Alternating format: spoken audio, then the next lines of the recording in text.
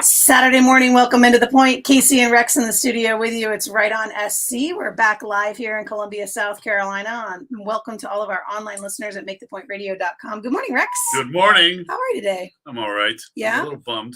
Yeah? Why? Yeah. Well, after this, I have to, we're vacuuming the house the other day. One of these cat toys got sucked up into our new vacuum cleaner, and it's now clogged the entire thing out. It's one of those stringy ones. Yeah. So it's wrapped up all the way everywhere. So I got to take that in, Ew. be repaired right after this. And I was just contemplating on this. And, when I was younger, I expected my life to be filled with, adventure, doing important, interesting things around the world. And what am I doing? And then here comes and here I am. Yeah, here's real life, and I'm bringing vacuum cleaners in to be repaired so the cat toy can get out of it. This is why I write. Oh, to get away from all this. How far the what is it? The mighty have fallen. I wasn't even mighty to begin with. Just a modest reality dream. Slapping me in the face. A modest stream of superhero. But this is why we write, so I can do great, wonderful things from my keyboard. Yeah, let your characters do all these things. Live vicariously through them. I do have good news. I want to say this real quick, though, because living vicariously through your characters is perfect for today's episode. We're going to be talking about Outlaws, the appeal of the Outlaws. So hang in there. We're going to finish our little, banter back and forth, and then we're going to jump into that topic. Banter bit. Right, yes. So I'm getting published. I'm getting published. Oh, no kidding. I got a short story published in a little journal called Grim and Gilded. Cool. It's only like $50. What kind of short story is it? It's a flash fiction. Okay. Actually, it's $25 for the flash fiction. Was it one of the ones that you've read at one of our flash things? No. Oh. It was one of the ones I didn't think was good enough. Oh. And my wife says, well, I always like that story. So it's the only one that's a traditional story. All the rest I was trying to be artsy and fartsy because it's a very short piece. Nobody ever wins being fartsy. Yeah, I noticed that. All right. So, Well, cool. Well, congratulations. That's fun. It's one of those ones where I went nuts on it. But it's a paid story? Yeah. That's cool. Yeah, Grim and Gilded. The issue's out. It's an online journal. Okay. So you can go and take a look at it. Yeah, no, that's great. Congratulations. Yeah. Right. It's one of the few things unsubmittable. Because I submitted the whole thing's unsubmittable. Yeah. All the ones I paid for, they didn't get accepted. This one I didn't pay for, they accepted. Which makes me think that I'm still convinced that the submittable thing where you have to pay to have them even look at your work is a scam. The $3, $5 reading fee or whatever. Right. No, it's up now. It's like $5, $10, $15 some places. Yeah, it's because they're not getting the submissions they were looking for. Well, it's not just that. I think they're just publishing all their friends.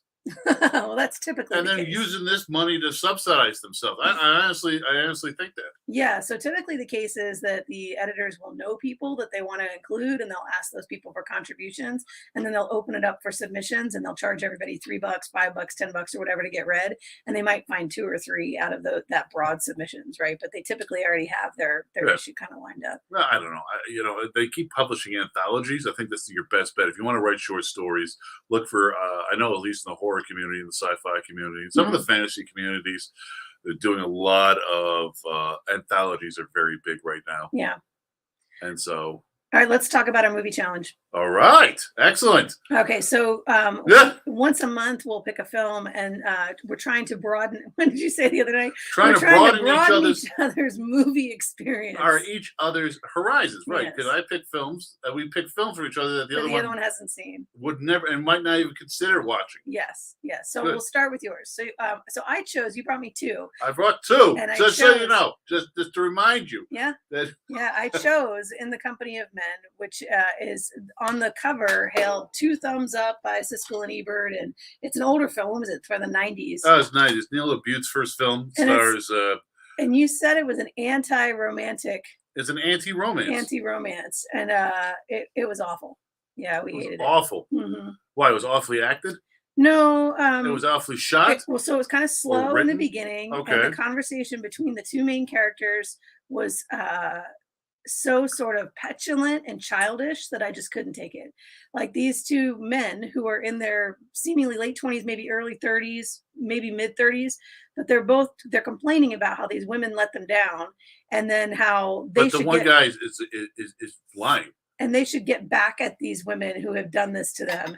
And so they concoct this plan that they're going to romance this woman, and then they're both going to break up with her at the same time. Well, of course, one of them falls in love with her, and then spoiler alert, they comes to the end, and the first one, who had set up the whole bet in the first place, turned out he was never actually dumped by his wife, which is what started the whole conversation. Right. So he had been manipulating this guy who was kind of his boss, supposedly his friend, but obviously not, through the entire film. He manipulates him. Not only that, he manipulates him in his job. He gets him demoted. Yeah, so he kind of ruins that guy's life, and it sort of felt a little bit like he was intentionally ruining his life. And well, that's what I like about it, because Aaron Eckhart in this particular place probably is one of his first roles, first one I remember seeing him in, plays an ultimate sociopath, a complete a-hole. I've never seen a character like this done so perfectly. And that may be why we're watching it. I'm looking for something redeeming in that guy, and there just was nothing. And he's the primary character, so you're kind of like, what's happening here? And then the other guy was just so pathetic, following him around and like be all super wishy-washy. And then when he does like turn on the girl, he gets physical with her, like he puts his hand on her throat like he's going to strangle her. And you're like, man, he's really come completely unhinged in this thing. And he just turns out to not be a good guy. Like, even he thinks of himself as a good guy, but he's not. Like, he's also kind of a slime ball. I can't believe how many jerks I've run across that I'm a good guy, but deep down they're not. No, yeah. I'm a good guy. I care. If only these women wouldn't stop picking jerks, I would be and they're really jerks themselves. And they're why just don't the jerks good guys without ever the get a girl? Girls never look at the good guy, this and that, and you're like, because you're not one. You're right? not it a good turns guy. Out you're a jerk, right? You're a jerk that's unable to flex his jerk muscles. So you get to the end of these 2 hours of however long the movie is, and all you've watched is these two jerks kind of just be jerks, basically. And by the end of the movie, Charlie and I both look at each other. I was like, this was awful. What a terrible waste of time. Yeah, you don't like nihilistic films, do you? Not apparently not. Apparently not. All the evidence would say no, I do not. Well, that's very interesting to know, because because every time you've hated a film, it has a very sort of nihilistic outlook on life. I am an eternal optimist. I'm aware of this. To be an entrepreneur, and there's just, I don't want to watch something that I get to the end and I'm like, well, that felt like a waste of time. But it made you saw Brave. Okay, but it made you depressed too. Well, I don't know how depressed I was. I was mostly just annoyed. Probably because you met guys like that too, right?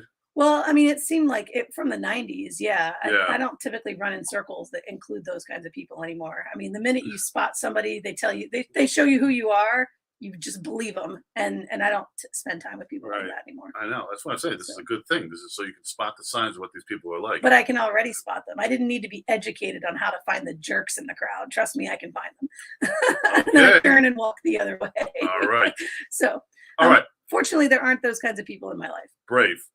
Okay. Let me tell you why I hated this film. You didn't hate I Brave. did not hate Brave. I guess it's almost impossible to hate Brave on some level. Yeah. Okay, first of all, it's Pixar animation. Yes. So, growing up with everyone things were still being hand drawn. Mm-hmm. Yeah. And the Clutch Cargo cartoons, remember they used to superimpose people's lips on it and so forth? Yeah. Oh my gosh, I remember those. Yeah.